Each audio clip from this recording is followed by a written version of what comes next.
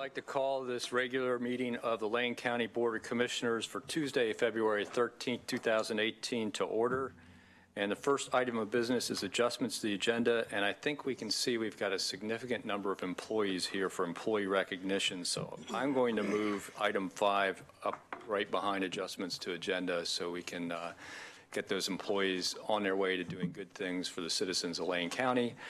And also, I know that there's some people wandering in late for public comment, so it'll also give folks that want to give public comment a little bit more time to get signed up. So any other adjustments to the agenda this morning? Seeing none, then we'll move on to item 5, which is employee recognition. And this is about our annual charitable giving campaign coordinators and United Way loan executive.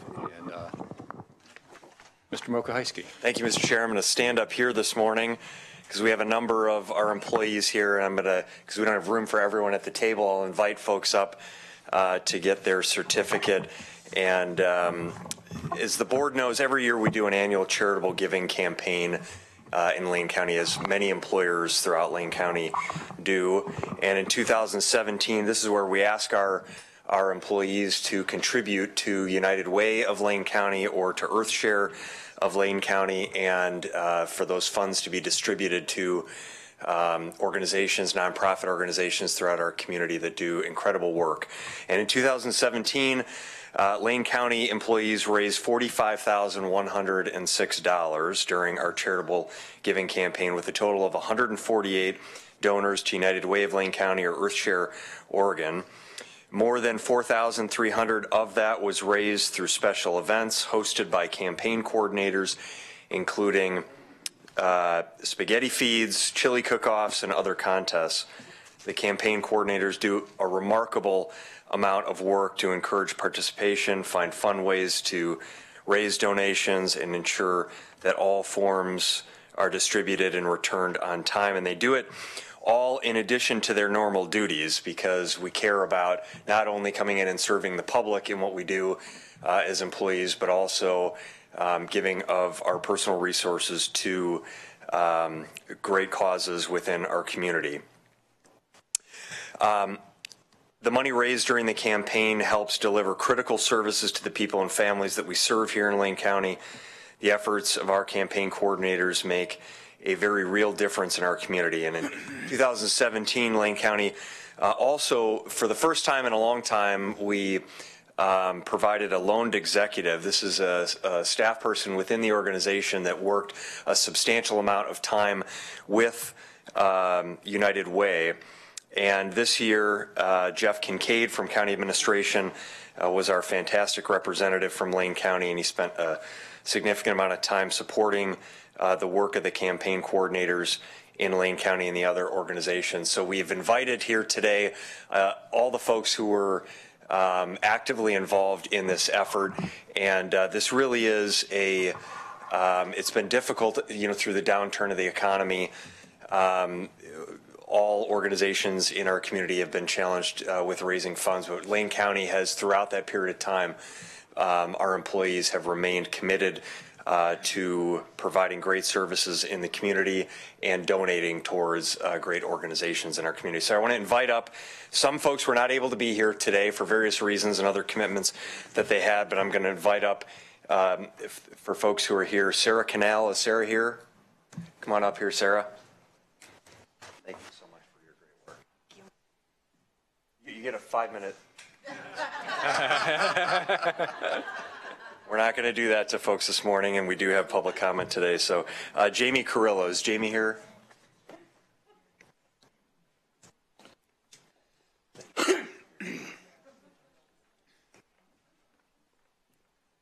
Kat Colley, is Kat here?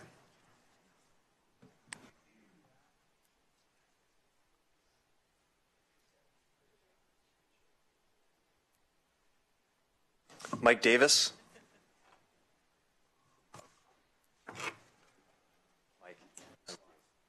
Nice shirt, Mike. Monica Langley, is Monica here? There she is.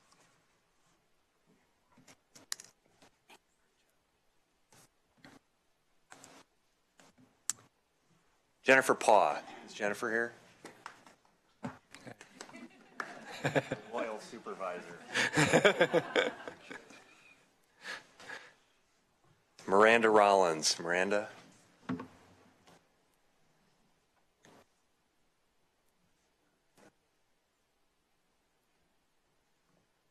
Amanda Steck. Amanda?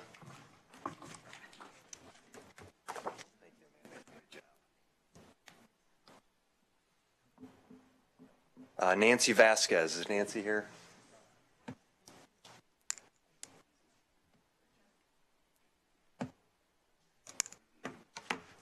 Kathy Welty. Oh, Nancy, I gave you the wrong one. Wrong one. You gave me Amanda. That's okay. And who's Amanda got? Quality control, job one.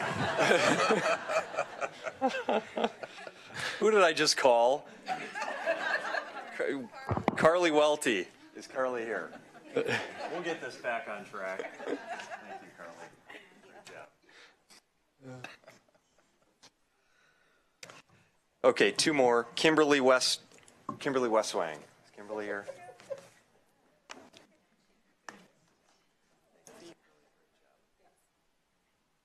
And Mo Young. Is Mo here? Yeah. Oh, here she is. Okay. Welcome back to the country. Okay, and then of course Jeff Kincaid. Jeff has his. Do you want to give it back to me and I'll...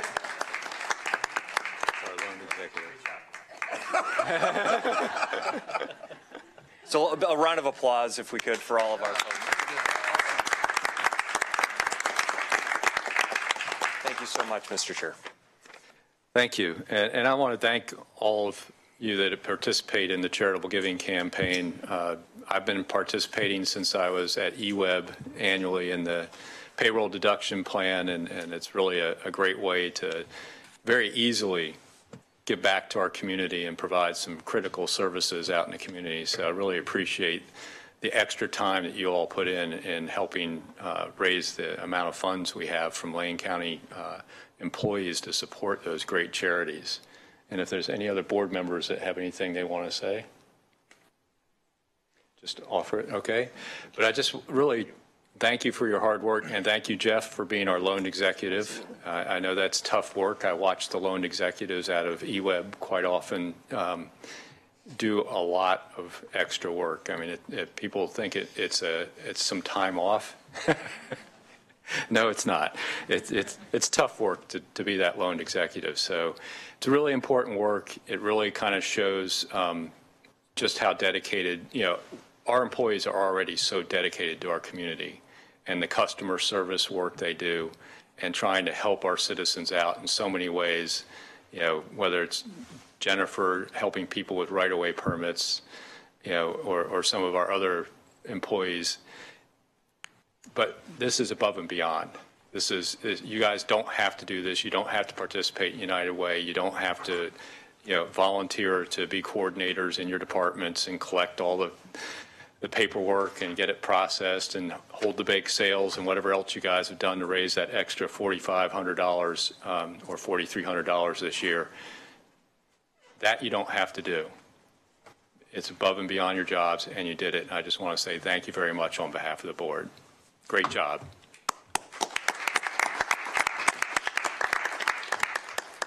And with that, I think they want to get a group picture. So if you guys want to head that direction, good luck. I saw our PIO waving at me, going.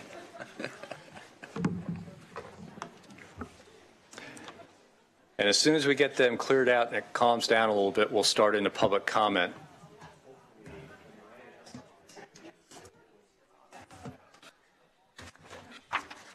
Or we can focus on what our public is telling us.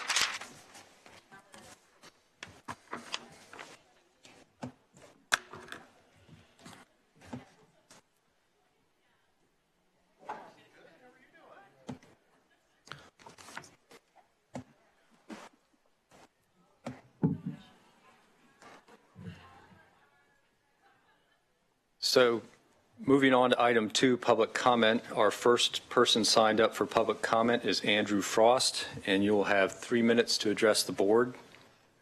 And if you'll state your name for the record and where you're from, and then I'll begin your 3 minutes. My name is Jack Frost. As of this morning, I think that's right. Well, I'm back here. I'm from Glenwood. I'm back here again. I think you might have missed my story. I went to your tax office to ask them to give us some fair billing. I'd say fair billing would be a month. I spoke to the Department of Revenue. They'd agree. Benton County would agree. Marion County would agree. Lane County says 21 days. That affects people on fixed incomes. That affects people that are going out looking for work. I've been here 3 weeks in a row. I've been completely ignored. You talk about wasting time. I don't get paid to be here. I have to pay my meter.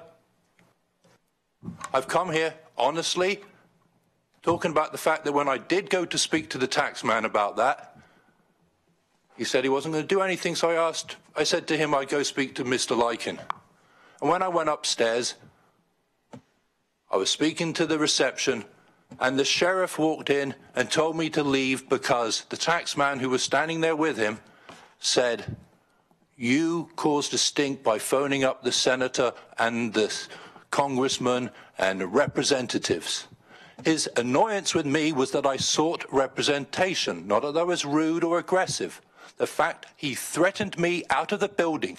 A sheriff made me leave the building while I was seeking representation over taxation. And for 3 weeks, you've all sat up there and ignored this point. As if it doesn't matter. You even lied to me. One of you lied to me and said you have no authority to do anything. That's not what the Department of Revenue thinks. You affect their wages. You can also make the law that says when they have to send the bills out by. But you lied to me here in a public meeting and said you have nothing you can do about this and basically told me there was nothing that can be done. That's a lie. I don't like being lied to, and I know it wasn't a deliberate lie. So I'll give you the chance to do something about it.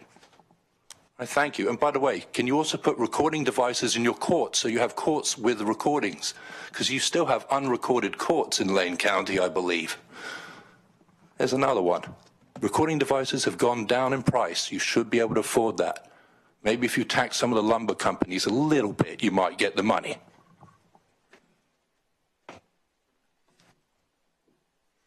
So next I have Jerry Rust, followed by Mel Barber. Morning, Commissioners. Again, I want to say I see you as being part of a long-standing tradition in Lane County to come to grips with the exposure of citizens to toxic materials. As I said last time, 1977, we ended the roadside spray program in Lane County. We've consistently been one of the great counties in implementing integrated pest management strategies. The Forest Service and the BLM got out of the business of aerial spraying in the 80s. We worked with the Department of Agriculture to implement the gypsy moth spray program, which was a biological insecticide. But now we're left with this one big problem where we have a forested county with a lot of interface of people living in forested zones, and they're in conflict with the helicopter spray programs of timber companies. One thing I'd like you to know is that most of these timber companies are no longer mom and pop operations. Weyerhaeuser is not a family-owned corporation. It's bought and sold on Wall Street. And part of the reasons they have we have this problem with the spray program is because these out-of-state corporations owned by Wall Street investors drive the 35-year rotation for Douglas fir, just like a corn crop. And we plant them, cut them, spray them, and do it over and over again. And for the people who live in these zones, the helicopter noise is actually a form of, terror. They're scared to death of exposure. It's clear also in this county that people want to vote on this this matter, and we have proof of that through the 31,000 signatures. Okay, duplicated, but at least 15,000 signatures unduplicated. People want to vote. They deserve to have a vote. You have the power to put something on the ballot. You could put an advisory measure on the ballot that would not bring you any harm, at least legal harm, and we could. Why do people want to vote? Because then both sides could be energized. We could discuss this as a county, and hopefully the truth would find its way. In my opinion, it's just a matter of time before aerial herbicide spray is completely terminated in Lane County and hopefully the entire state of Oregon. Thank you very much. Thank you. Mel Barber, followed by Robin Bloomgarden. First of all, councilors, my name is Mel Barber. I'd just like to thank you for putting up with us.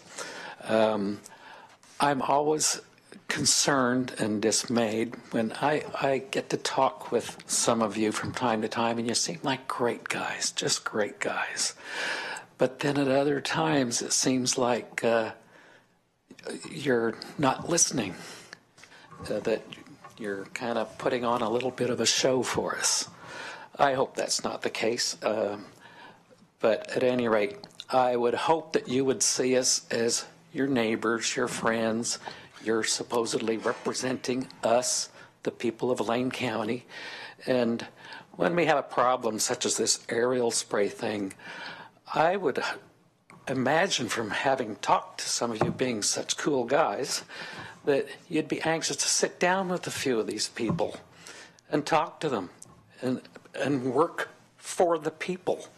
It seems like you're not always for the people when the people basically are looking to you for leadership. Basically, that's all I have to say. I hope your hearts are in the right place and that you really do want to represent the people who are getting sprayed on. And basically, that's all. Thank you. Next, we have Robin Bloomgarden, and is there another? Thank you. Followed by James Barber. Hi, Robin Bloomgarden. I'm in Gary Williams District. Still never heard from you. I'm addressing the four of you, not Pete. Pete's never been the problem. Rather than sit with your hands tied and your hangdog faces, why not try being real public servants instead? Take a stand for once in your lives, get up and fight to change rules that do not represent the best interests of the citizens you serve. Don't do it for the money, but do it because it's the right thing to do. Here's some examples of activist elected leaders we all know who are not afraid to stand up and fight. Senator Floyd Prozanski, Attorney General Ellen Rosenbaum, and Senator Jeff Merkley. All three of these true public servants have gone way out on a limb in the face of much adversity to do what they know from public input is the best thing for the citizens of Oregon. And they are still fighting for us and with us. Nobody's taken them out. Local voters want elected officials who don't treat them like they're stupid. You are now on notice. The people are rising up and will not take any more BS from elected officials anywhere anymore. Period. We've had enough. Pat, I'm guessing that you are responsible for the small homeless camping expansion in North Eugene, and I thank you for that. That was long overdue, and I really do appreciate it. I hope we can do more. But other than one small public initiative like that, the commissioners adding a purchasing supervisor position to Lane County to ensure accountability outcomes, which I think is a good idea. I can't think of any other positive efforts for Lane County residents to come from this board in years. You can't even keep an auditor for more than a year and a half. It's pathetic. People, we have a democracy problem here in Lane County and the city of Eugene as well.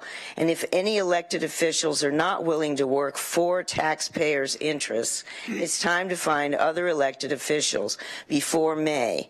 You're absolutely right, commissioners. Now it is all about politics. Oh, and lastly, I wanted to say that one of our fearless leaders, Lynn Bowers, passed away this weekend from cancer. She's been fighting to stop the aerial spraying forever, and she just left us this weekend. Thank you very much. So James Barber, followed by Bernadette Barraza. Morning, Commissioners. James Barber, District 5, and a candidate for East Lane County Commissioner. I just wanted to share a few thoughts with you guys today. The system that we have in this country, not just here in Lane County, but this whole country, it's really, it bends towards the free market. We want people to get out and be innovative and create new products and come up with new ideas. And the way our system is set up, it's great. You can do that. You have a lot of leeway. Just don't hurt people. And if you hurt people, the answer is you can take them to court. If you're a victim, you can take them to court. Sometimes that takes a long time, and it takes a lot of victims in order to get some redress. Then we end up in a situation like with the aerial spray ban, where we're preempted from getting any type of redress. We have laws where if your neighbor cuts a tree down, it falls on your house, they're going to end up paying for that. If they can't dig in their property and make your property unstable. There's laws against that. They're not allowed to do that. You can seek redress. But if they spray poisons over their property and it drifts on your property and it hurts you, now you don't have any redress. How does that make any sense? That doesn't make any sense. And somehow we just allow that to happen and we're not doing anything about it. Well, there's a bunch of people trying to do something about it. We will be trying at the state level, but we do what we can locally. You know, and we want our elected officials to do what they can locally. And a lot of that may involve pushing back against these unjust laws that get put on us. And that's what we're looking for. So just a few thoughts that I want you to consider. It really makes no sense that we have no course of redress in this particular instance. Why is that? There are alternatives. They don't have to spray in the air, allowing the drift. There's other options. That's it. Thanks. Thank you. Bernadette Barraza. That's the last person I've signed up. Good morning. I'm going to say that I'm really afraid of cancer. If I run out of time, I just want to get that out there, because that's the main reason I'm here. It's the main reason I'm against aerial spraying. And I got pretty overcome last time, remembering all the people, all the close, mostly women friends that I've lost, who left little children behind. I won't go back over that. There are people who have talked about not liking this morning slot because they can't keep missing work, and I agree with what Commissioner Bozovic said, that no matter what time of, I think it was you, no matter what time slot you would pick, you're going to make somebody unhappy. That's who the people are, that's for sure. But possibly you could hold one evening meeting to give the larger community a chance to weigh in. I'm sure it would be a raucous mess, but it might be interesting. I think that we humans have been around long enough now that we're starting to look at things in a much bigger picture and really learn from our mistakes and see patterns, and instead of just addressing one little thing at a time, starting to get a handle on the fact that we're all on this planet together, no matter what country or culture. Or some people are not on board with that idea, but I think that's where we're all headed. So to try and not be adversarial, I see people here yelling at you and giving you a really hard time, but I also see people trying to not be adversarial, to kind of tone down the anger that they feel, the frustration they feel. I don't think that we can continue to hide behind law, although I understand we're all constrained by that. And again, it's been pointed out to us, and some of us were listening, that you're somewhat constrained by what you can do and when you can do it, and that's reasonable. But also, it was following the law that allowed people to hang Jesus to a cross. And we all need to recognize when laws are bad, and it's okay to talk about that too. It's okay to say to somebody whose kids are vomiting and that, okay, I can't change it, that's the law, my hands are tied, but gee, I'm really sorry that this is happening to you, that your property is being affected, your business is being affected. And I might as well stop coming here because I just keep repeating myself. But let's just ask, what can we do? What can I do? Personally, I'm going around getting business endorsements, and there's getting to be quite a long list. The SSN, NAACP signed up to support us last week, and lots of other businesses, and we're really gearing up to show who's on board besides those 15,000 people that signed. So thank you for doing all you can, and I hope we can all just kind of go forward together and make Lane County as good as we possibly can, whatever we can do.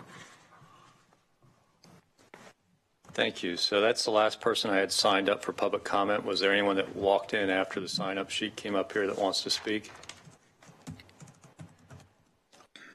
Seeing none, then we'll move on to Commissioner's response to public comment and other remonstrance. Commissioner Sorensen. I just want to mention, Mr. Frost, that I did talk to Mr. Coles last week and learned that the Lane County does put the property tax statements online and did so several weeks, I believe 2 weeks, ahead of when they were able to get them mailed out. I also understand that the process for the period of time that counties have to mail it out is a 21-day period. That's a state Department of Revenue rule. And so if you want to get the rule changed, which I don't feel strongly enough to want to change the rule, because I've gotten online to see my property tax statement myself. But if you feel strongly you want to get that rule change, it is the state of Oregon Department of Revenue that makes that rule. And so you could ask them or the state legislators to help you get that rule changed. You could ask us to get the rule changed too, but I don't really want to get the rule changed. I'm just telling you straight out. I think 3 weeks is fine, but maybe you don't. But maybe you don't agree. It's not a discussion. Yeah, I know you're upset about it and you don't agree with me. Some people want to have it, 1-day notice if they are in the business of sending them out. Some people want 6 months notice because they're on fixed incomes. Okay, they want it on whatever you want it on. I don't really want to argue with you. I'm just trying to tell you I did follow up, and I did learn a little bit more about it. And if you feel strongly about it, I would just recommend you go to the legislators and the Oregon Department of Revenue.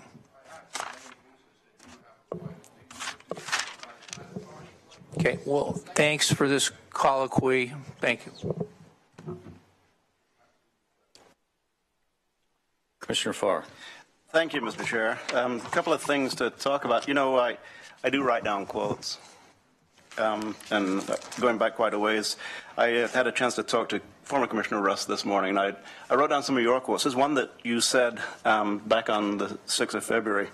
I would like to know how you will think about today's action 40 years from today.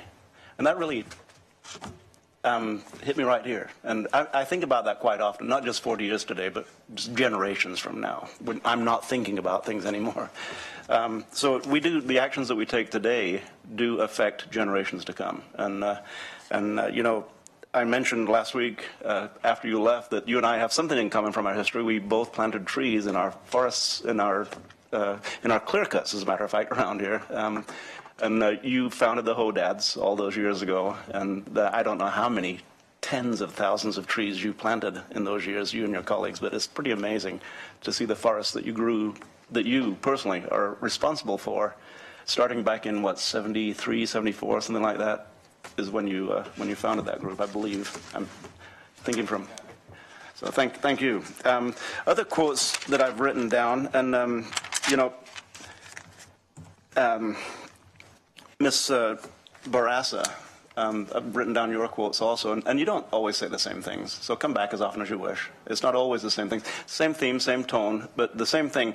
What you say is being heard. It really is. And sometimes as we sit up here, I remember one time I was a Eugene City Councilor sitting down there, and the Board of Commissioners was sitting up here, and I thought, those guys are lauding their position over me like gods. And I felt it was horrible. I felt belittled by it, and trying to have a discussion with, at the time it was Jerry Rust, and it was Jack Roberts and Pete Carnacchia. No, Steve, not Pete. Pete was Steve's dad, that's right. The outdoor writer, Steve Carnacchia. Sorry, Steve. It is a bit demeaning sitting down there. It feels a bit demeaning sometimes sitting down there. The closer you are, the worse it is. But the presbytery situation here is try to get eye contact. It's not a good situation, but thank you for bearing with us on that. The other quote I wrote down was from Andrew Frost, and I'm not going to read it because my mom and dad wouldn't let me talk like that. My mom from Yorkshire, my dad from Northumberland would never let me talk the way Mr. Frost sometimes talks to this group. So I'm not going to read his quote. The other thing I will mention is that yesterday evening, Mr. Mokrzycki, I had a chance to spend the evening with Governor Brown. Not because I was in a particular special position, but because this board appointed me our regional solutions representative. So we met at Mahonia Hall, and Governor Brown and Margaret Salazar was there. Margaret is the director of Housing and Community Services for Lane County. Both of them talked to me openly and freely without my prompting about housing efforts in Lane County. Both of them said they're interested in what we're doing, they're pleased with what we're doing, and they're going to support us. Ms. Salazar talked about a conversation she's going to be having this week, and Commissioner Bozovich, I know you talked to Paul Solomon about the work that Sponsors is doing, adding more housing, the pay for success model that's being asked for. And Margaret Salazar is excited about talking about that. So we're making an impression. Not only are we doing things here in Lane County regarding providing innovative ways to put people in houses, but it's making an impression throughout the state and even beyond. So thank you for everybody's work on that. It's not just me. I just happen to be the person that was there hearing them say these things. So we should, as a county, as a Board of Commissioners, and the colleagues that we work with, nonprofits and other jurisdictions, be proud of the work we're doing, finding innovative ways to use our limited resources to put people in housing. So thank you to the board, and thank you, Mr. Mokrzycki, and thank you to the folks who testified today. Commissioner Lecton. Thank you, Mr. Chair. I would agree that cancer sucks. As I reiterated last time, I lost my brother to cancer 5 years ago, almost 5 years ago. 4 children. His youngest, he did make it to her high school graduation.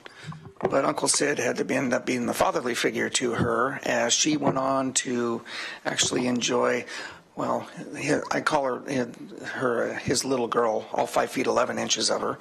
But she actually ended up going to full scholarship to Louisiana Monroe, played Division I NCAA golf, and got to watch her. So Uncle Sid got to travel and watch her play golf in different tournaments around the country, got her degree, and now she is now the new Director of Development for the Louisiana Monroe Foundation. And so very proud of her. So I understand what that is. And it's horrible, and I don't wish that among my worst enemies. It's the worst thing to go through. One thing I did, and first of all, thank you all for coming here this morning and speaking. I really appreciate it. I'm going to change the subject a little bit, and this is towards last week's CR that Congress passed. And one of the things that I think didn't necessarily get mentioned, and I got to tell you, I put a lot of effort into this one because I don't think there's too many people that have a good relationship with Congressman Walden and with Senator Wyden. But I do. And guess what? We got 2 additional years, 2 years of funding for community health care clinics here in Lane County. We also got another 4 years added to the CHIP, so it's now 10 years. And I will tell you that I was able to have direct conversations with both. And I feel proud of that. And Senator Wyden voted for cloture, did not vote for the motion. I understand why, because it came down to the fire borrowing more than anything else. That was at stake. But talking to he and his staff, he got everything almost everything he wanted in the CR. And I just wanted to say thank you to both of them. And thank you for listening to me as we were able to tell Lane County's story on what these CHCs mean to our community. So it's another 2 years, and that means in 2 years from now we're going to have to work at it again. But that's okay. At least we have this great story to tell that our clinics are providing incredible services to folks in our community that don't have a necessary health care. And our staff does an extraordinary job. But guess what? Now they can be at ease a little bit because that federal funding, which doesn't account for all of it, it counts for about 10% or so, but that now is coming back to Lane County. And I just wanted, again, I thank both of them profusely, Congressman Walden and Senator Wyden, for their efforts on this. And I'm just very pleased that I've known both of them for a long time. Senator Wyden actually longer. Senator Wyden's been a friend of my family for almost 40 years. So that becomes very helpful, and it really shows that I like to look in the lens of being a nonpartisan, and I could care less what they have behind their name. They were there on behalf of Lane County and behalf of the state, and they deserve a tremendous amount of credit for making this happen, one in the House, one in the Senate. Thank you, Mr. Chair. Thank you. Commissioner Williams. Thank you, Mr. Chair. I'd like to thank the lady that displayed concern about the homeless issue we have in the county, and indeed just about everywhere. And I know that Commissioner Farr has led a tireless effort to highlight the urgency of that issue. I had the privilege on Friday in Cottage Grove to tour 3 model homes in a 32-unit rental development. Those model homes are still under construction, but 3 are completed. One example is a 1-bedroom. It's a little studio. Very, very nice. I actually have photos on Facebook for those that would like to look at that. Then there are 2-bedroom units, and then there are 3-bedroom units. And this is an outstanding little community development that I think can be done just about anywhere where you have a piece of property that you can put in smaller homes of, just cute little development love these homes. So I would encourage people to check out that Facebook page. And also, I believe it's a company called Simplicity Homes, their subdivision of Hayden Homes. They are doing some really, really good work. And these are all rental units, 32 rental units. They're not for sale. And I just wanted to mention that. And I would encourage my fellow commissioners and others to take a look at that project in Cottage Grove and see where it may be applicable in other communities. So with that, thank you, sir. Thank you. Chair, if I may, I know you're going to have to say a few words, but just back to Commissioner Lyken's words regarding the community health centers and the CHIP.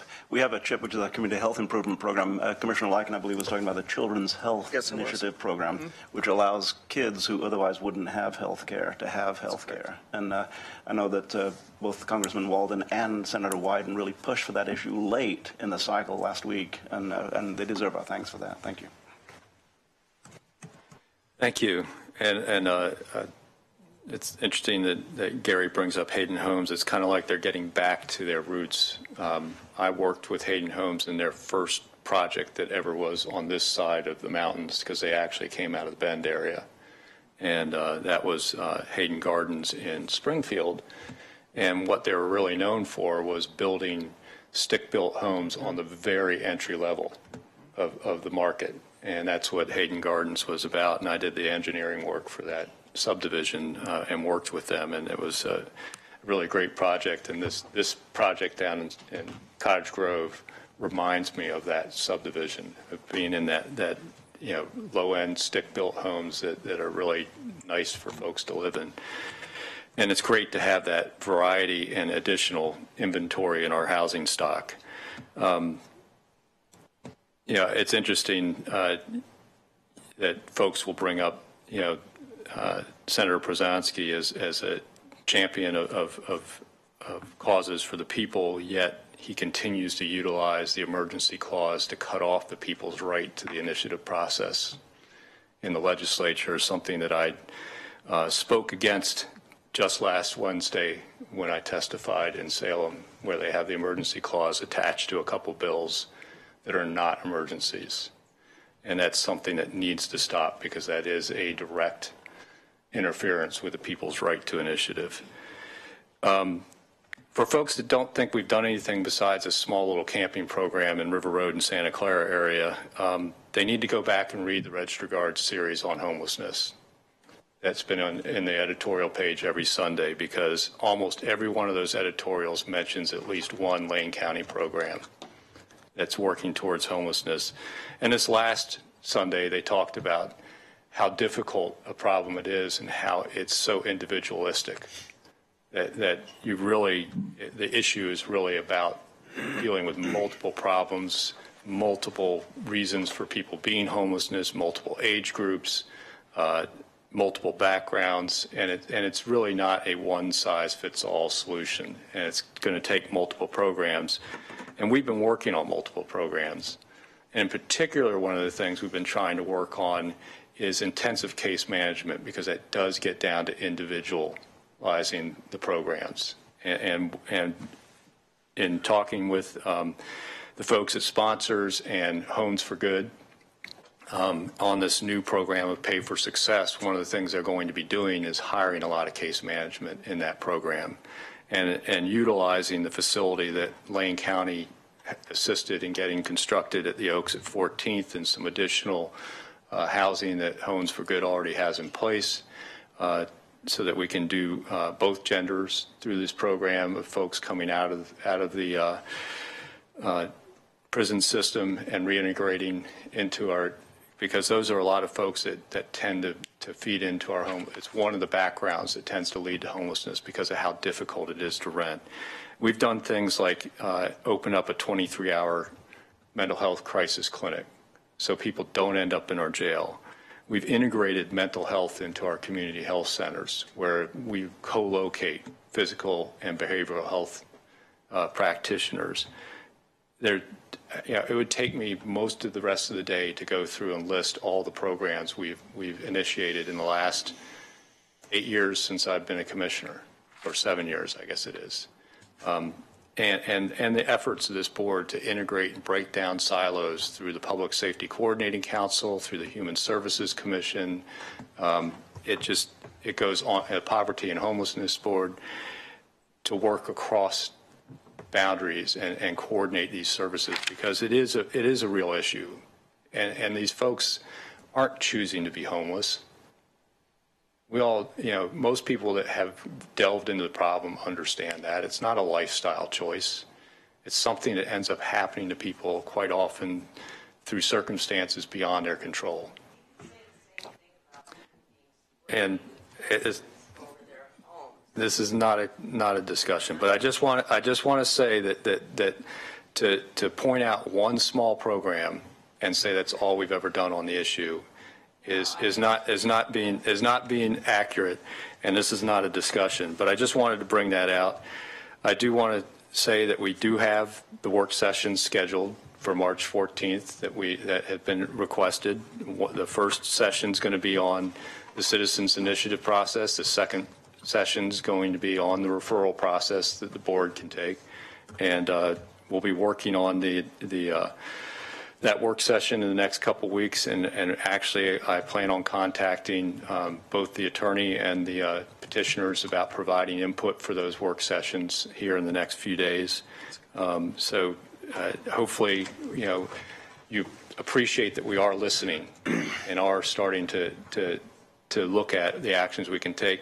Yes, we talk about the legal side of this a lot because we are constrained. One of the things we have to look at when being requested by citizens to do things is also looking at things in a content neutral way and not trying to deal with something unfairly or prejudicially just because of what the people are wanting to discuss with us, the content of what they want to discuss. We have to look at first and foremost our authority under the law in a content neutral way. And that's one of the things we'll be looking at so that, there isn't a discussion about, necessarily what's being requested is what is it, what are the background laws? And we'll be having that. That will be dealt with on the 14th. So and this is not a back and forth, so we've gone past public comment. So with that, if there's no further remonstrance from the board, I'll move on to the next item, which is emergency business. And I don't know if any we have scheduled. Is there any? No, we don't have any. Thank you. So we already got past employee recognition, so we'll move on to the consent calendar. And these are items that are considered routine by the Board of Commissioners or enacted in a single motion. And if there was something that a commissioner wanted to pull from the consent calendar, it could have been pulled earlier under adjustments for agenda. If you want to look at the details of the consent calendar, you can find them online. Just click the view material and you can see the background of each individual item under the consent calendar. So is there a motion for the consent calendar? Commissioner Sorensen. Yeah, I just wanted to say that the agenda, the notes from the meeting, they didn't include, they just had it said a report on the legislative committee, but the written minutes do not reflect that there was a vote. I wanted to bring that to the board's attention, and maybe we could have that pulled and look into it in 2 weeks. And I don't think there's any urgency on approving the minutes, but I just wanted to note that vote, there were plenty of other votes properly reflected in the minutes, but there were no, that vote wasn't. It was just taken from the agenda, said report, and as we know, there wasn't just a report. There was a report and a vote, and that vote wasn't recorded in the minutes. So if maybe someone could look into that. So your request is to pull item 6B1. Yeah, and have it considered next time we meet, maybe in 2 weeks. For correction. So I just, if you wouldn't mind trying to bring that up under adjustments to the agenda next time, but we'll go ahead and do that. So could I get a motion to approve the consent calendar absent item 6B1? Commissioner Lyken. Thank you, Mr. Chair, and I'd like to move approval of the consent calendar absent item 6B1. Second. Been moved and seconded. There's no discussion of this motion. All those in favor, please say aye. Aye. Any opposed? Motion passes unanimously. And that was Commissioner Lycan moved and Commissioner Williams second. So moving on to item 7A, Public Works, Order 1802-1305, in the matter of setting a public hearing for the proposed surrender of a portion of Cleveland Street, County Road number 1956, to the City of Cottage Grove. And we have Jay Bame with Public Works, our surveyor. Thank you. Good morning, Commissioners. I'm here this morning in the matter of setting a date for a public hearing for the proposed surrender of South Cleveland Street to the City of Cottage Grove. Cottage Grove has requested that Lane County surrender South Cleveland Street, which is located within the annexed portion of the city limits of Cottage Grove. ORS 373.270 requires that a date for a public hearing be set to allow testimony to be entered into the public record. Our office would like to propose a date of March 20th, 2018 at 1:30 p.m., time certain, for the public hearing. This date will allow our office sufficient time to provide proper postings in the manner and timeframes required by law. With that, I'd like to turn it over to the board for consideration. Any questions or comments from the board? Commissioner Williams. Thank you, Mr. Chair. I would move Order 1802-13-05 in the matter of setting a public hearing for the proposed surrender of a portion of Cleveland Street, County Road number 1956, to the City of Cottage Grove, and that we set a public hearing for March the 20th this year. 1:30. 1:30. Okay, second. So it's been moved by Commissioner Williams, seconded by Commissioner Lycan. Just one quick question. You mentioned that there's a requirement for a certain public notice for the hearing. How many days of notice is required?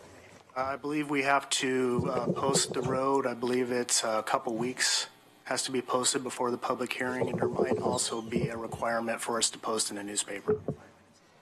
Okay. I just got a little bit off the subject, but recently had some hearings up in Salem on legislation that was published less than 15 days before the hearing. So just a juxtaposition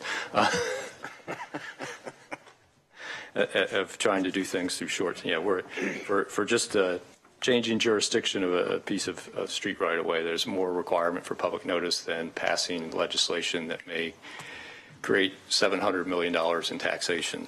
But that was an emergency. Yeah. Any further discussion to the motion? Seeing and hearing none, all those in favor, please say aye. Aye. Any opposed? Motion passes unanimously. Thanks, Jay. Thank you. And then now we have item 7B, which is the first reading and setting the second reading and public hearing on ordinance number 1801 in the matter of amending Chapter 9 of Lane Code to revise urban growth area recycling regulations. And we have Dan Hurley, our interim Public Works Director, and Sarah Graham, Waste Reduction Specialist. So go ahead, Dan. All right. Thank you, Chair. Good morning, Commissioners. We're here for a first reading to recommend changes to Lane Code Chapter 9 regarding our recycling requirements for haulers that will be operating within the urban growth boundary. This stems out of legislation in 2015, Senate Bill 263, which then promulgated rules from the DEQ under ORS Chapter 259. I could be wrong there. 459A. 459A. Thank you, Sarah. So I'm joined by Sarah Grimm, our waste reduction specialist, and she can provide more details on this. But there are a menu of options that we need to pick a certain number from within the urban growth boundary area to require specific levels of service for citizens living in the urban growth boundary area. And do you want to add to that, Sarah?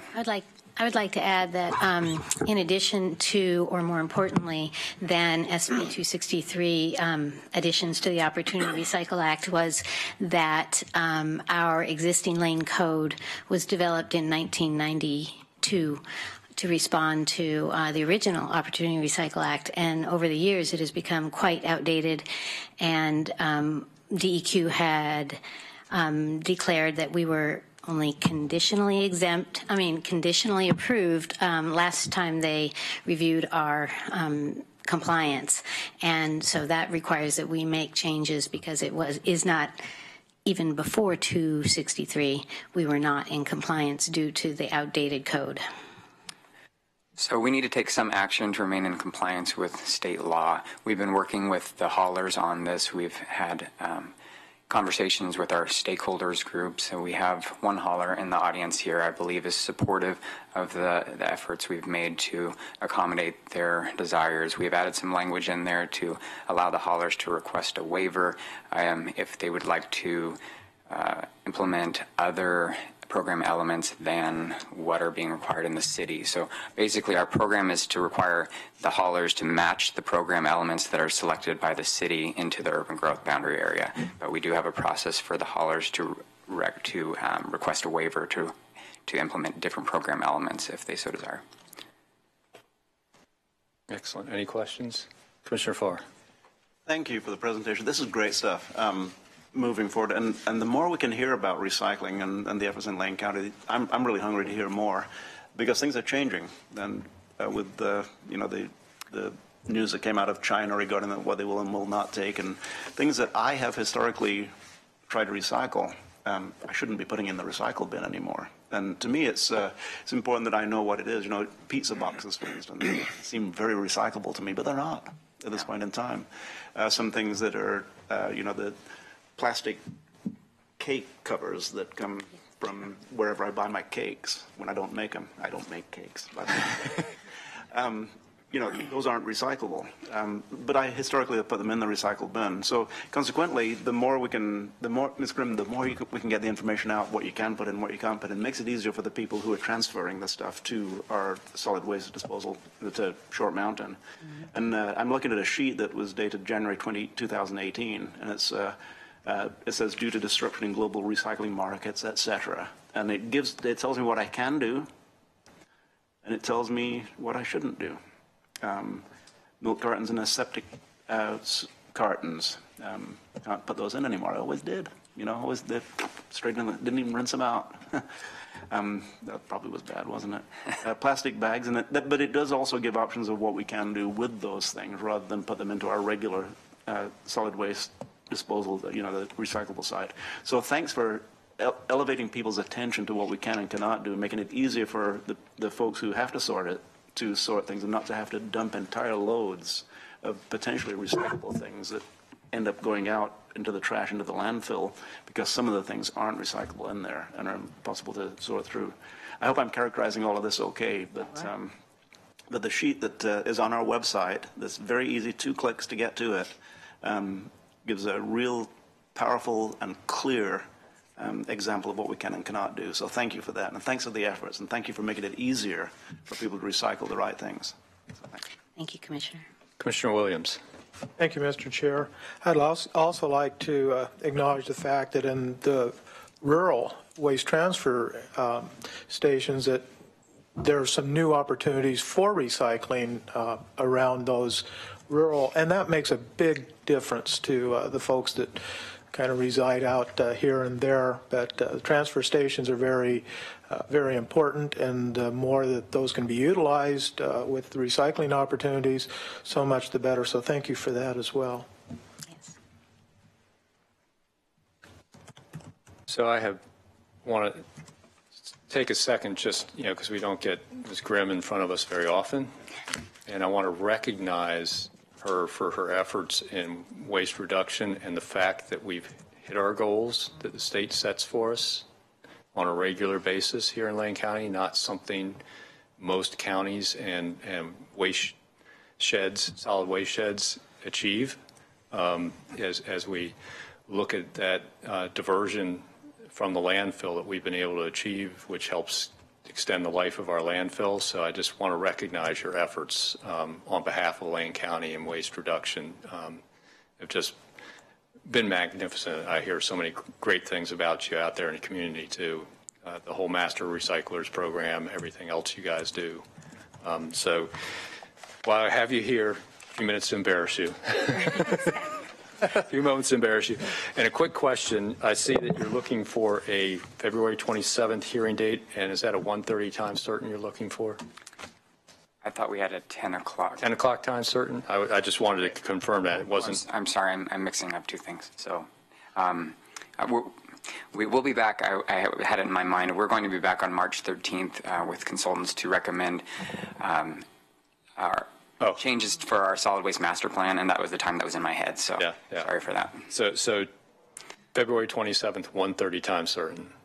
1:30 would be great. Okay. I just wanted to get that clear for the folks that might be moving and making a second here. So, Commissioner Sorensen. Thank you. I wanted to ask a question about the current state of recycling now that we've heard of these changes in China. So maybe, Ms. Grimm, you could give us a little overview of what people should be doing and what people should not be doing as a result of these changes. Okay, I'll try to make this as concise as possible. Current state of affairs is that China has followed through on their threat, and they are not giving brokers licenses and they are rejecting loads. So our Oregon's material recovery facilities are under great stress, and some have had to dispose of some materials, but not as much as we feared. However, it's looking like it's going to be not short-term temporary, but long-term temporary. And there is a statewide stakeholder group that is working together to work with the MRFs to clean up commingled recycling. So the message is to all citizens, if you want to recycle, please only recycle that which is stated as recyclable in your system. I know there are so many, very, very many other things that come, plastic this and plastic that, the wraps. The word plastic cannot tell you if it's recyclable. Currently, it's plastic bottle, tubs, and jugs in the city of Eugene and Veneta and Cresswell. We don't know when or if, but it is fairly likely to change. The MRFs are telling us, those are the material recovery facilities, that it is bottles only that would be number one and number two, that they are definitely able to market. The rest is a question. However, communities don't have to change just yet, and they are attempting to sort and bail for marketing those tubs. But plastic bags and flexible plastics should not go into curbside or commingled recycling. However, they can go to grocery stores. And this should not dash our faith in recycling. We have to remember that every bit of metal that we recycle has 3 times the impact that plastic recycling has due to its weight and for other reasons. And paper is still a very great commodity to recycle. And maintaining a clean sort of paper is important so that if it's intended to hold wet food, please do not recycle it. So all coffee cups, to-go boxes, many paper plates which have a design on it, anything intended to hold wet anything or food should not be recycled. Let's stick to the stuff that is good: magazines, newspaper, cardboard, office paper. And if you have any questions, lanecounty.org/recycle, or give us a call at Waste Management. You know, in my political campaigns, I've done my best to make sure there's plenty of recyclable material mailed to people, and they almost immediately recycle it, which is, brings a lot of warmth to my heart that I have helped this entire system. So thank you for validating that. Thank you for bringing that up. On a more serious note, Ms. Grimm is not grim. Ms. Grimm is happy. She is always here. She's doing a great job. And even though we don't see her and the public doesn't see her that often, I just want to echo what was said earlier about your great work for Lane County. Well, thank you so much. Is there any further questions or comments?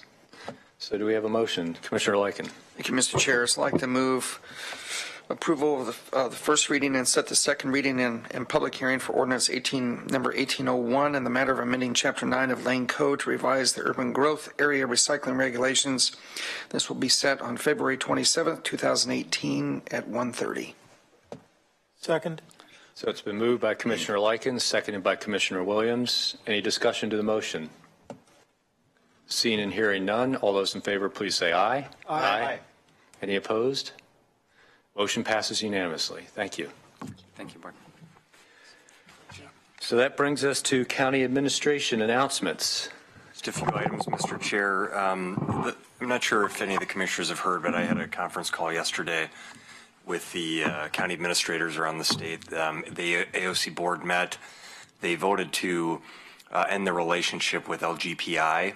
This is a 40-plus, going on 50-year partnership. LGPI is the Local Government Personnel Institute that provides legal, human resource, bargaining support for counties around the state that would need it. We don't use LGPI because we have in-house staff that do a fantastic job, but there are a number of counties throughout the state that do.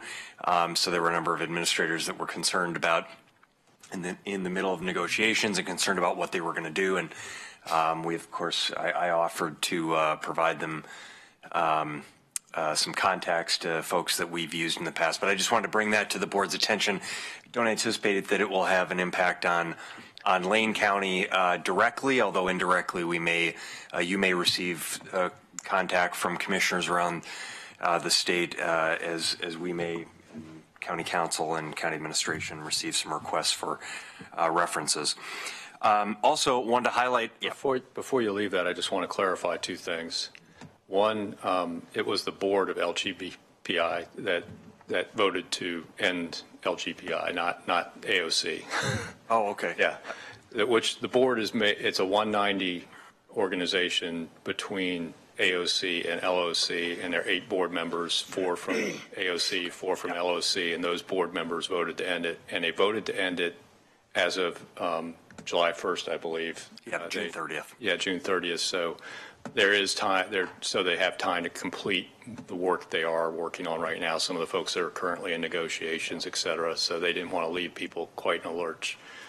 So I just want to make sure that's clear that it wasn't necessarily AOC that ended that. It was the board of LGPI, and it has to do with the financial viability of the organization. And in fact, by the time they close their doors, AOC will have put $195,000 in sunk cost into the operation that they won't get back.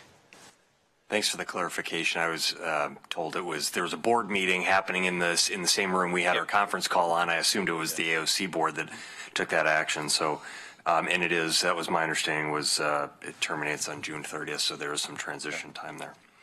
The other item I wanted to just highlight for the board was our partnership with the University of Oregon 3 p.m. program that has been ongoing, and we presented last week to our Equity and Access Advisory Board. We've engaged, and we're really trying to build this more of a formal ongoing partnership with the University of Oregon 3 p.m. program that we're calling a policy lab. And the idea is that we would have the opportunity to work collaboratively with the program to analyze various issues. So the most recent that we've engaged with is on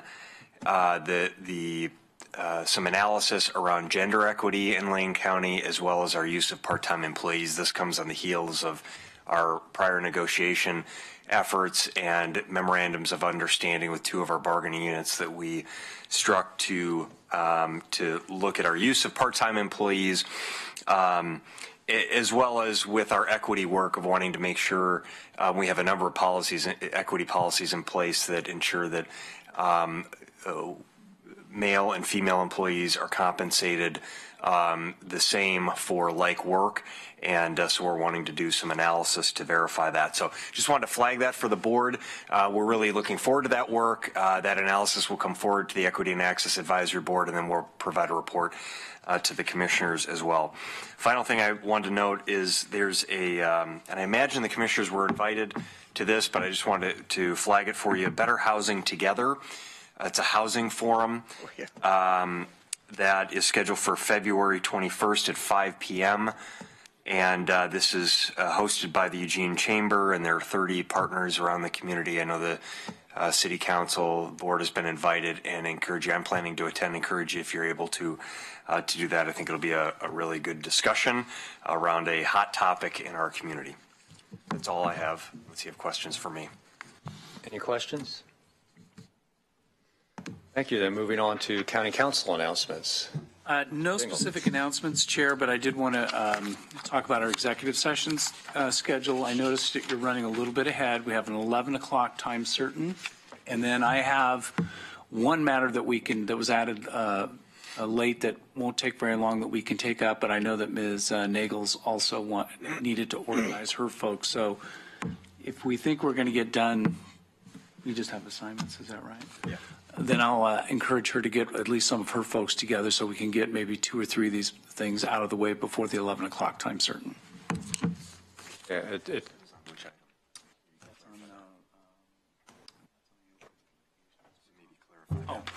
Yeah, the 11 o'clock time certain is on the opioid litigation. We have an attorney calling in for that. That's why it's 11. That's why it's time certain. So we can take up the other items. I imagine. Well, except that Andrea needed to notify her folks to be here.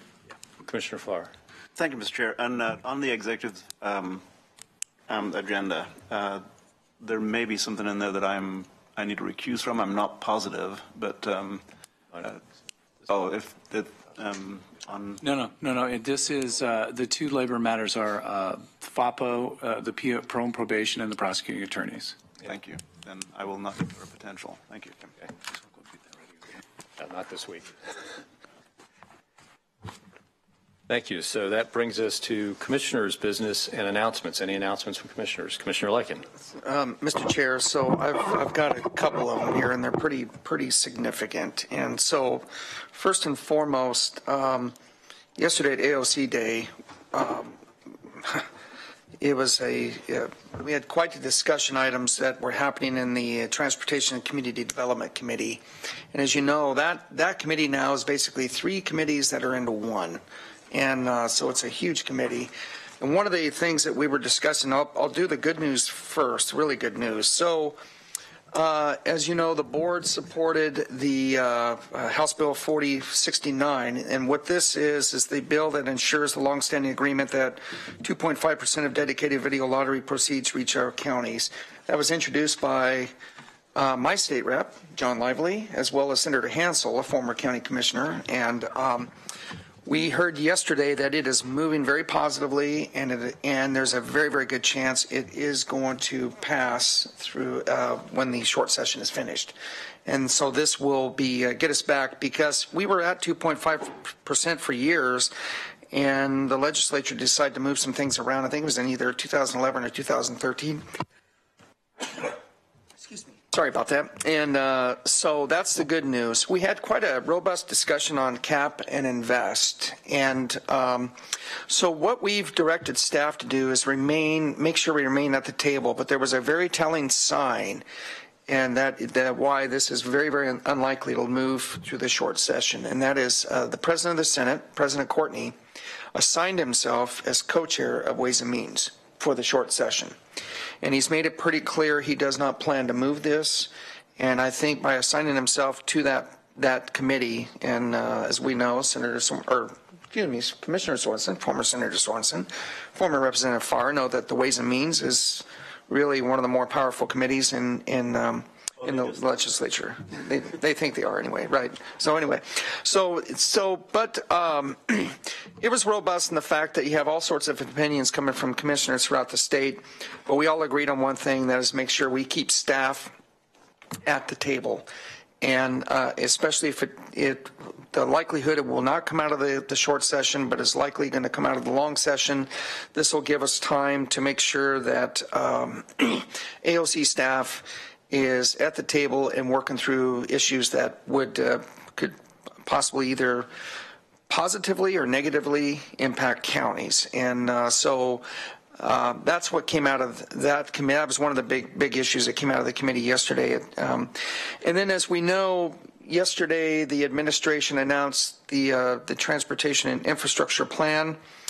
So yesterday morning, I was in good communication with our lobbyists in D.C., Smith, Dawson, and Andrews. So Brett Garson was really doing a quick analysis. We're going to have more of analysis coming from from Brett in particular, but also Kevin Stone, who is the Transportation Legislative Director for NACO, who used to work for Congressman Micah from Florida, who held a very powerful position in transportation as well back in the day. So he's our legislative director on transportation. I was able to communicate with him directly. He was going to provide a big analysis on what this may mean for the counties. I forward to you the official statement from NACO on where the counties are, at least for right now. The first blush, and this could potentially be good news, I think, for counties here in Oregon. So the first blush is the administration wants to make sure that there's strong state and local match and partnership involved in this. We are one of 26 states that pass major transportation packages. And the first blush is stating that will count. And not only that, but we have specific earmark money that has come into Lane County, Highway 126 West, Territorial Highway. We're involved in at least the supporting, and I think in becoming much more involved in the reload facility in Albany, just to name a couple of them. So these, because they are identified and earmarked, these have a potential to also be used as a local match. So with the NACO conference coming up in March, I have the opportunity to be at the table myself, representing not just the state of Oregon, but I think more importantly here in Lane County. And so we'll have more to report, hopefully, here in the next, 2.5 weeks that we'll be back there. So hopefully we'll have more to report. And as soon as I get more analysis coming from either Brett or from NACO, I will make sure I pass it along to the board. I pass it along as well to our public works staff so they can kind of view it as well. And also working with Paul Thompson at LCOG, who does a lot of the transportation work, just to make sure that if there's additional work or additional information that needs to be put forth on our behalf, that we'll have that as we go back to DC. So I wanted to report that real quickly. Again, these are kind of first blushes on the transportation package. We don't know. And ultimately, Congress is going to get a hold of it and make decisions. And as we know, Congressman DeFazio is the ranking member of the full Transportation Committee, which will put us hopefully in a strong position. So that's what I had. Thank you, Mr. Chair, for indulging me on this. No indulgence. That was great. Welcome. Commissioner Sorensen. Thank you very much. The current issue of Governing Magazine is interesting for a lot of reasons, but just to focus on one thing is this idea of cap and trade legislation. And the first headline is, "The idea is dead in Washington, but cap and trade has more life than ever in the states." And then the article goes on to have photos of various power plants and a discussion of something called the Regional Greenhouse Gas Initiative, with the acronym pronounced RGGI. And apparently RGGI was started by the Northeast states, most notably Governor Pataki in New York State, and then has spread across the United States and Canada. And it's the idea that even though the current federal government politics isn't interested in cap and trade approaches to climate crisis, the discussion of the states and their efforts are coming in. Several Northwest states are mentioned, most notably Washington and Oregon. And the article ends with two paragraphs on Oregon. And it says, this month, Oregon State Representative Ken Helm plans to reintroduce a cap and trade bill that has the backing of Democratic Governor Kate Brown and her party's legislative leaders who control the state House and Senate. Helm's legislation would go beyond the electricity sector and also regulate emissions from gasoline and diesel. If enacted, the law would allow Oregon to join the Western Climate Initiative, an international partnership that includes not only California, but also Ontario and Quebec, the two Canadian provinces that already have carbon markets. So I don't know what the latest is on the legislative session, but it's interesting that that this larger, I mean, when I read Western Climate Initiative, I thought, well, maybe that's like Oregon, Washington, and California, but apparently it includes the large Canadian provinces as well. So anyway, the article talks about the various North American climate leadership dialogue, various accords and compacts. It's just interesting. Apparently, it is coming in various forms across North America. Commissioner Farr. Thank you, Commissioner Bozovich. We've talked about housing and homelessness, so I'm not going to go into any detail on that. I'm going to talk about volunteer service, school boards in particular. Commissioner Bozovich, you were a member of a school board, the LCC Board of Directors. I was a member of a school board. School board members work long, hard hours, almost always after spending the entire day at work, and they spend sometimes hours and hours and hours. Last night, the Bethel School Board was subjected to a horrible display by some very ugly people in the audience who leveled horrible obscenities toward the school board regarding a decision that they were in process of making. I'm going to use this bully pulpit, and forgive me for it, but I'm going to do it.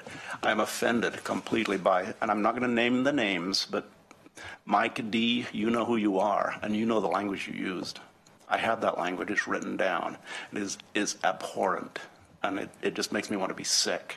The kind of display that was directed toward the Bethel School Board last night should not happen in public sessions. Now, we hear obscenities here from time to time. What was directed at the school board last night and then later on social media is absolutely disgusting.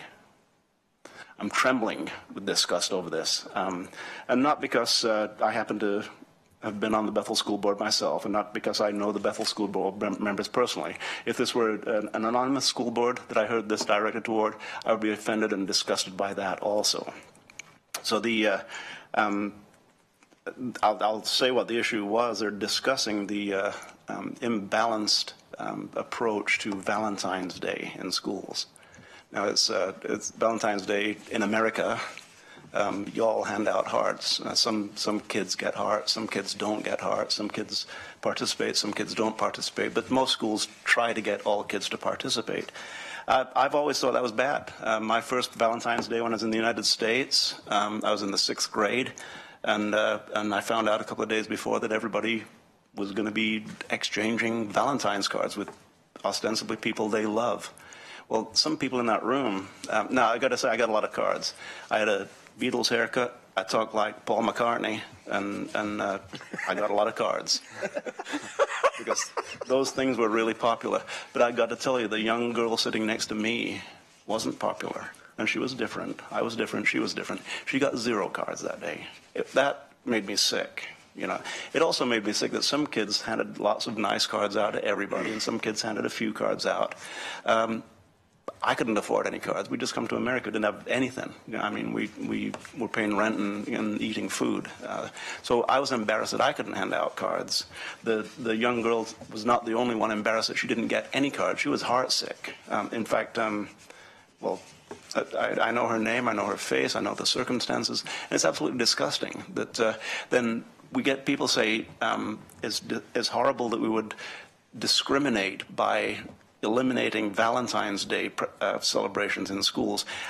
Valentine's Day, call it whatever you will, St. Valentine, whichever one of the 3 you choose to believe was actually St. Valentine. One of them got their head chopped off. One of them, I mean, they all were doing things to save marriages, etc. But the fact is, Valentine's Day and other celebrations, we have to be very, very careful, because you feel that people aren't being excluded if you're the one that's not being excluded.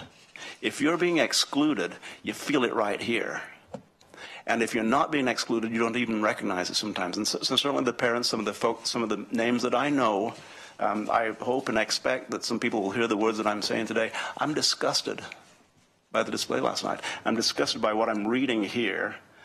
I'm not going to say the words. You know, they're public at this point in time. I know a lot of them have been deleted, but S words, F words, FU words, fill in the blanks. It's absolutely disgusting, the display that took place last night, and I'm embarrassed to be associated with some of the people who are writing what they're writing. And so look at yourselves in the mirror. Look at the kids who are excluded. This PC bullcrap. It's not PC bullcrap. It may seem it if you're not excluded or if your kids aren't excluded, but if your kids are excluded, it's not bullcrap. It's the real thing. This is the real deal, folks. That's all. Mr. Williams. Thank you, Commissioner Farr and Mr. Chair, for the moment. I appreciate your comments, Commissioner. Valentine's Day is significant in the fact that it's about love. When you have that kind of attitude towards anybody, governing body or others, that advocates for a holiday about love, but yet they display so much hate and intolerance, seems pretty ironic to me. Thank you. Thank you. So I have, on a lighter note, two items I wanted to announce. One is, unfortunately, the producers of the television show Small Business Revolution did not select Florence into their top 5 early this morning.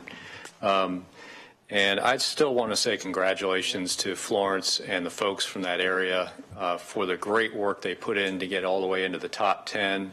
The event they had when the producers came out here was, some of the folks associated with the show said it was the most well-attended event they had ever been to. I'm not quite sure why Florence didn't make the top 5, but it's their loss. And I guess they just don't see what we all see in Florence here in Lane County, and what a wonderful and picturesque and great community that is. So congratulations, Florence, for being in the top 10. And I don't know what's wrong with those producers. And with that, I want to jump to a completely different subject. Yesterday was AOC Day, and I participate in both the Governance Committee and the Public Safety Committee. And one of the topics that came up in both committees, of course, was the recreational marijuana and medical marijuana systems in this state. And particularly the recent summit with U.S. Attorney Billy Williams and discussion of the revocation of the Cole memo by AG Sessions, and the whole issue of black market leakage in Oregon, and what a huge problem that is. And what it represents for us is an opportunity to lobby our folks up at Salem. There are 2 bills up there, one pertaining to marijuana, one pertaining to industrial hemp. There needs to be a small correction to some of the industrial hemp laws to make sure that that cannot be produced, that if it is produced with higher than 0.3% THC, that it should be classified and regulated under OLCC. There's kind of a back door right now for people to process industrial hemp and concentrate it and then sell it without any sort of restrictions right now. That needs to be fixed in the industrial hemp bill. But more importantly is the marijuana bill offers us an opportunity to gain some traction and reallocate the money that was being pulled off the top of the marijuana taxes for organizing OLCC in the first couple years and having that redirected to local governments for enforcement of all the various nuisance issues and also black market diversion and illegal grows that we have to deal with, seeing a producer's tax has kind of been shot down, at least in the legislature. So as we're looking at that possibility of what they call a gutting stuff on that bill, as you guys talk to legislators and as folks out there talk to legislators that are concerned about the impact of the marijuana industry and the diversion into the black market that's happening, that's, one of the things we can talk about is we made an attempt to try and redistribute the percentages of the taxes, and that's kind of been squashed. But what there is an opportunity, and even the industry is okay with this, is to have that portion that was being diverted off the top before the percentages are applied, redirected to local governments, or partially redirected to local governments. So if you guys get a chance to talk to a legislature about that, I appreciate your support on that item. So that's all the announcements I have. Any further announcements? Commissioner Lykin. Mr. Chair, I neglected, and I apologize, but also yesterday at the Legislative Committee, we had a nice little surprise when Congressman Kurt Schrader stopped by and spent about 15 minutes with the Legislative Committee, and it was great to hear from him and his thoughts, some of his priorities. As you know, he's been a really strong advocate of what I would call practical forest management. He's a pretty practical member of the House, and it's good to kind of get his assessment. And it's also interesting to hear someone who is such a practical member of the House still talks about the fact that it's pretty challenging right now with it's still pretty partisan, and he's part of what I think they call the Blue Dog. It's not coalition, but caucus. Thank you. And anyway, it was good to hear from him and overall, and he really made an effort to basically say, when you're back in NACO, if he's there to come visit, but most importantly, your priorities that come before, make sure that he knows and wants to continue to work on with local government, in particular cities and counties. So it was great to hear from him. Thank you. If I may, just on Congressman Schrader, thank you for pointing that out. He, I served in the House of Representatives with then Oregon representative before he was a senator, and he was blue doggish in those days too. I had a great dialogue with him, and he does great work for the state of Oregon. Rural veterinarians. Exactly. Where's Gene's to work? Man. I love it. Back there too. We don't know anyone else that does that around here. So before we get into agenda team requests, if Mr. Dingle's listening, and maybe the administrator might want to, I got a note from Ms. Jones that we advertised our exec session for 11, and the press is not aware that we might start early, and we didn't mention that it was just one item that was time certain for 11. So we may still just take the break till 11 and start then, just to make sure we don't start on an exec session item the press thought they were going to be here for. So with that, I'm going to kind of, unless somebody from legal counsel runs down here and says, no, you're okay to start early. We noticed for 11, let's stick with 11, just because the press pays attention to that. So agenda team requests, I have one item. Are there any other items for agenda team requests? Maybe. I'll hear yours. Okay. Mine takes a little bit to kind of unwind and talk about, but it's relative to a request for their letter to LRAPA's board from the Board of Commissioners. Last week on Thursday, there was an LRAPA board meeting, and an item came up, amendment to Title 47 of the outdoor burning rules specific to the Eugene UGB. Prior to that, there had been some discussions between LRAPA and the city councils of City of Springfield and City of Eugene about changes to the open burning rules inside UGBs. City Council of Springfield told them they weren't interested, and the subject got dropped. Eugene told them they were, so they kept pursuing a change there. They never asked the Board of Commissioners about it at all, even though we are actually the ones that have jurisdiction over open burning in those areas. And when I found that out, I got that section of the change in the code pulled from the Measure 47 rulemaking. They came here, we had a work session, discussed what we felt was appropriate, made some recommendations, went back. They held the hearing and the board meeting on Thursday. Unfortunately, 2 of the board members were absent that were from outside the area, outside of the area, and a city councilor and appointees from the city of Eugene had majority at the board and voted to ban open burning in the UGB. On a 4-3 vote, which is less than a majority of the board, with 3 Eugene residents and 1 Springfield resident voting for the ban that will apply on people that can't vote for that city councilor or anyone inside city government and are not subject to the rules.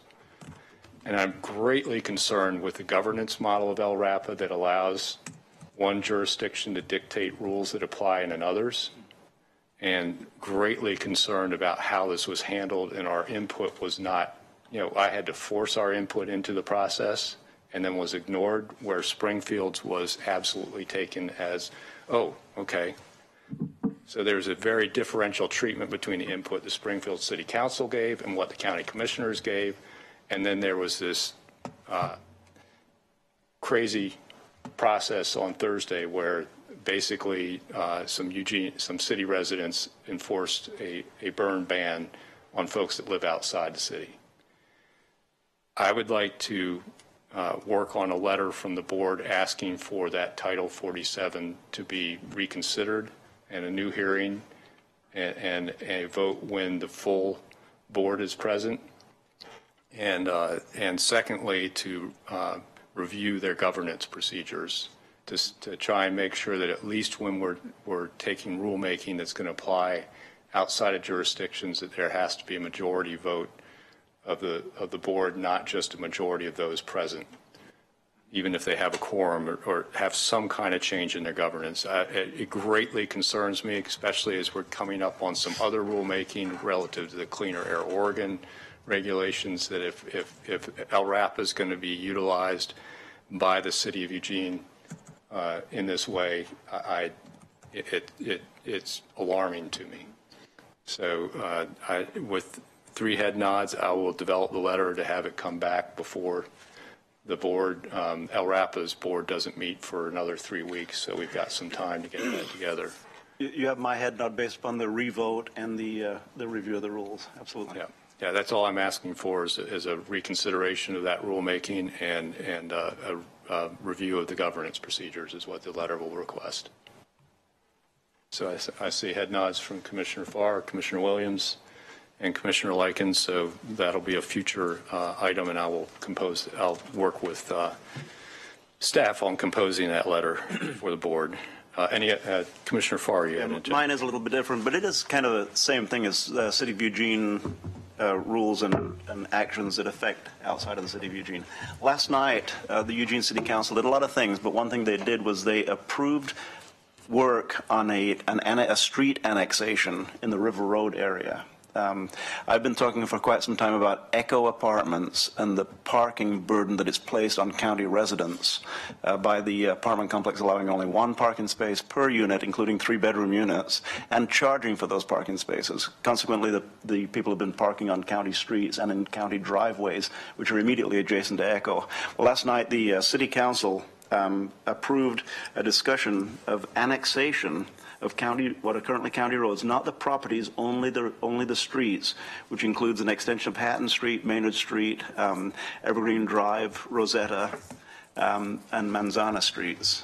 It's all surrounding Echo Apartments, and the reason for that would be to move forward with potential EPD patrol of the parking situation in that area. It's in the urban transition. It's people living in an urban environment, but having county patrol at this point in time from the Sheriff's Department, which doesn't do street patrol. I mean, we simply do not have the resources for that. So this, among other things, would allow the EPD to issue citations and enforce parking regulations, including potentially change parking regulations, including 2-hour parking except with permit, that kind of parking regulation that you see in other parts of the city. That discussion will move forward, but I think we need to have a parallel discussion since it is county property, currently county streets that are being recommended for annexation. So what I would ask for is that we, at this point, Mr. Chair, that we monitor what's happening with the city and potentially schedule a work session to work with or respond to the city's action regarding annexation of the streets. We do have an annexation process that they will go through, but it was a 7-0 vote on the council last night. It's something that I personally, I'm glad they went in that direction. Our staff who's been working with this are pleased with the direction it's going, and the people who live there generally are pleased. So it's so just monitoring the annexation process for the streets surrounding the Echo apartment complex. In a possible future work session. In a possible future work session, yeah. Yeah, I guess that's, yeah, we can set that up on the, on our future agenda items, I guess, under, not necessarily have it as a specific upcoming agenda item until it develops a little further, it sounds like, but I support that. Is there, I see Commissioner Williams and Commissioner Lycan. It may precipitate relatively quickly, so having it there as a potential would be good. Yeah. Right, well, and I guess that's part of that allows staff to spend more than 15 minutes monitoring it so they can. That's my precipitate somewhere. Yeah. Because we have more than three or more commissioners directing that. So, thank you. Thank you. Any other agenda team requests or work session requests? I do want to mention that I'm going to talk with Mr.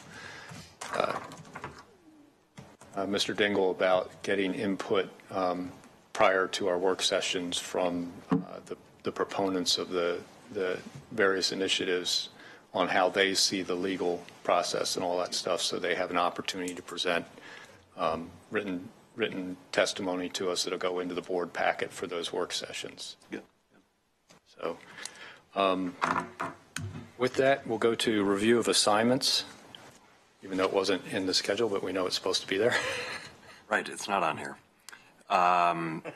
So Mr. Chair, can I just get clarification on the request for the letter? Sure.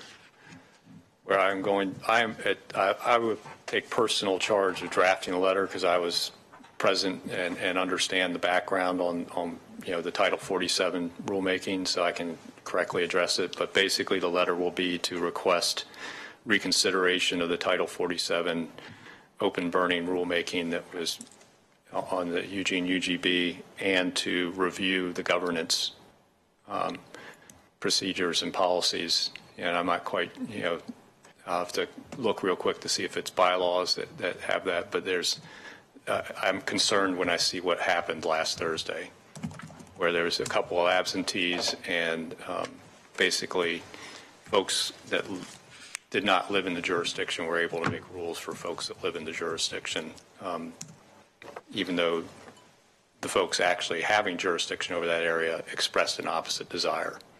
So that's really was not good government at work last week, and I want to work on that. So I'll help prepare that letter. It'll come back as an agenda item for the board to review and approve.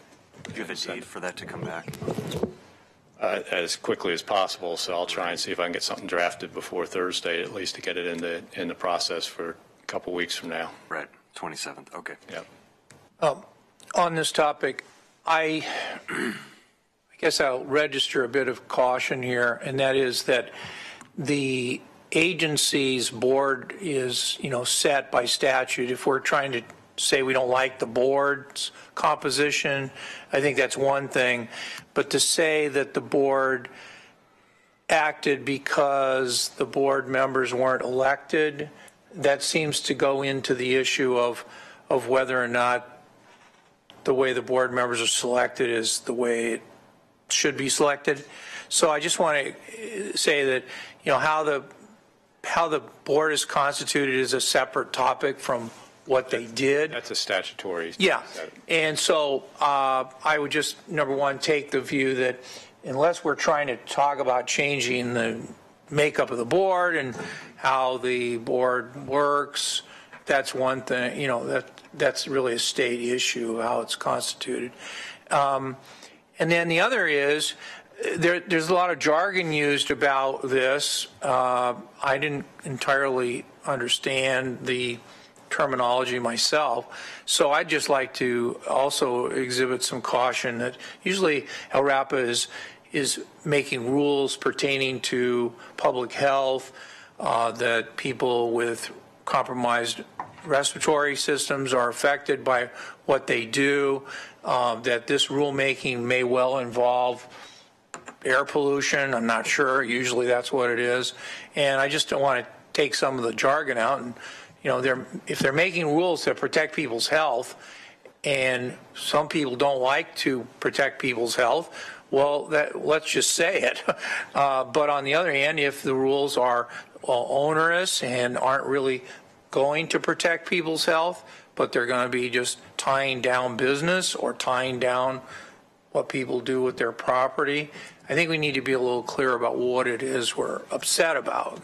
And I get it, you know, Commissioner Bozovich was the commissioner there. He obviously knows a lot more about it than people that weren't there, so I'd be more inclined to defer to him on it. But I'm just pointing out that, you know, there's often more to the story, and at least to say what the rules were that they passed. I think I was pretty clear. It was a ban on open burning in the UGB. Okay, and does that burning cause any problems, or is it no problem to ban the burning, or is it creating problems because there are reasons that people have asked them to put that ban on? So to me, that just simply says, yeah, they banned the open burning, but what are the consequences of that? So anyway, those are my comments. Okay. And it wasn't about the statutory makeup of the board. It was about the governance of the board, how they take votes, requirements for quorum, et cetera. So does that clarify what the LRAPA letter portion? Thank you. And did you need any other clarification on the item about the annexation of the streets? No, I think I have that too. Okay. And I don't think there were any other assignments other than the upcoming hearings that we set. So with that, I think we're done with review of assignments. Is there any other business for the board this morning before executive session? So with that, we are going to recess and reconvene an executive session up in the Board of Commissioners conference room at 11 a.m. sharp for a time certain. And I do not anticipate us coming back out in public session as the items we're going to be talking about I don't think are going to lead to a public decision, but we always reserve that right. But so we will probably adjourn out of executive session just for the public and for the folks upstairs.